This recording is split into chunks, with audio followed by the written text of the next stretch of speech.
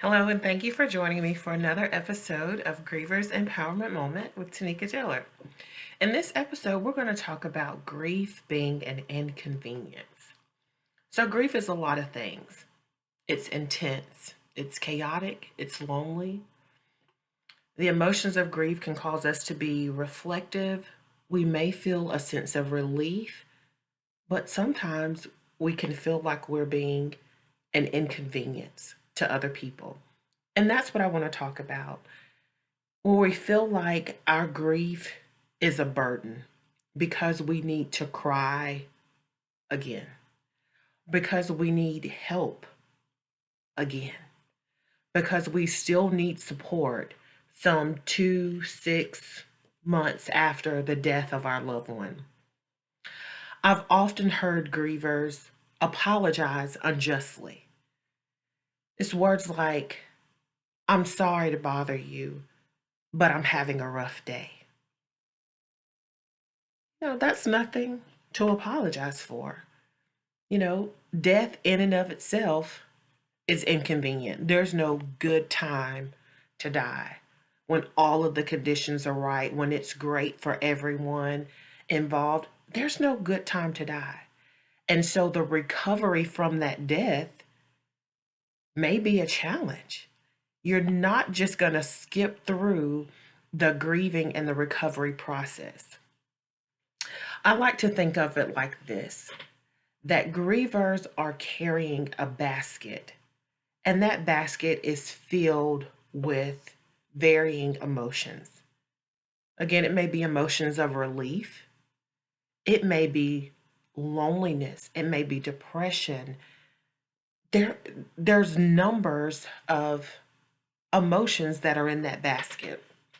And so when grievers come and make statements like, I'm sorry to bother you, but I need to talk, what they're really asking, what they're really posing is an invitation. They're really posing an invitation to share. They're basically saying, can I take my basket and share the contents with you without feeling like I'm a burden, without feeling like I'm getting on your nerves or that I'm invading your space again. There's a quote by Megan Devine that I really love, and it's so appropriate when we think about grief. And it says, some things cannot be fixed, they can only be carried. And that fits perfectly, it aligns perfectly with the inconvenience of grief.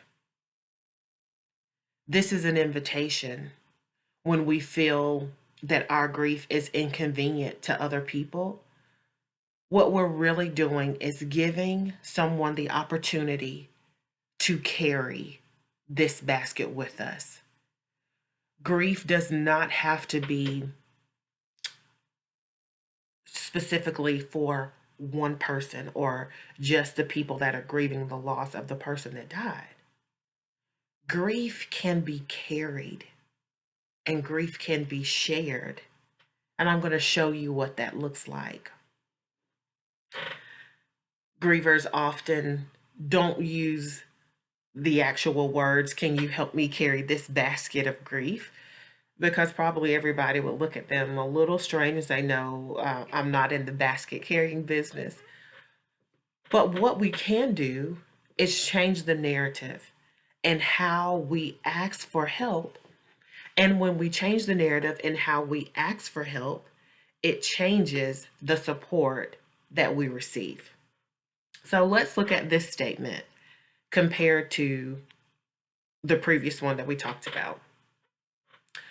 So a griever may say instead, I am overwhelmed today because I can't sort through all of the thoughts in my head. Are you available to listen to me?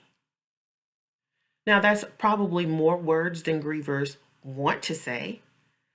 But in an earlier episode, we talked about how it's necessary for grievers to find their words. So, yes, we want to find the words and we want to make sure that we're saying the right thing.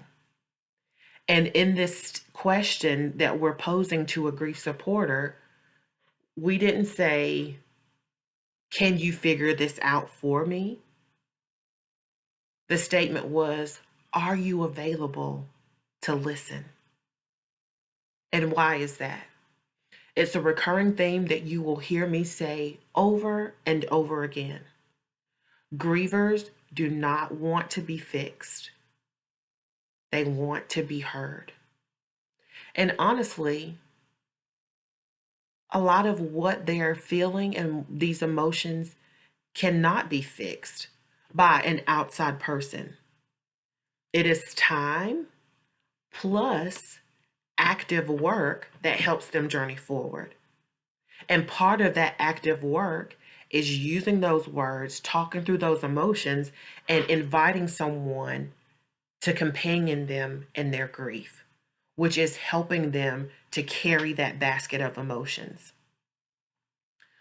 This question and this honest statement allows the person that's being asked the question, it gives them the opportunity to decide if they are able, willing, and ready to be the safe place to be a support for the griever. Now, it's totally okay for the person being asked the question to answer that honestly. It may be, yes, I'm willing to listen.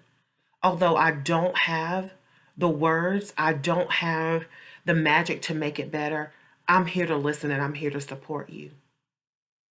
However, it may be a day that honestly you are not able, and you can say that also. You can say, thank you for sharing with me how you feel. I would love to help you, but today I'm carrying a basket also, and I don't feel like I can be good help to you today. I think part of this is it sounds so foreign because we are not accustomed to telling the truth. And that's what I hope to do. I hope to empower you as grievers and or grief supporters to be honest, to tell the truth. When we tell the truth, we allow progress. The truth may not be exactly what we want to hear, but what we need to hear is the truth. So, grievers, if you've been in a space where you feel like you are a burden, that you're crying too much, or you're replaying the same painful memory over and over again, I'm going to invite you to change the narrative. Don't apologize unjustly. Don't apologize for the basket of emotions that you carry, but rather invite someone to share this basket with you, to carry these emotions with you simply by listening. And if you need advice, you can ask for that. If you need a safe place to cry, say that. Grievers want to be heard and not fixed. You are not a burden. You are not an inconvenience. The emotions that you feel are valid, and there are people along this journey who are willing and able to be good help to you. I hope that you find your words and that you're able to ask for what you really need. Be empowered, and I'll see you again soon. Thanks for joining.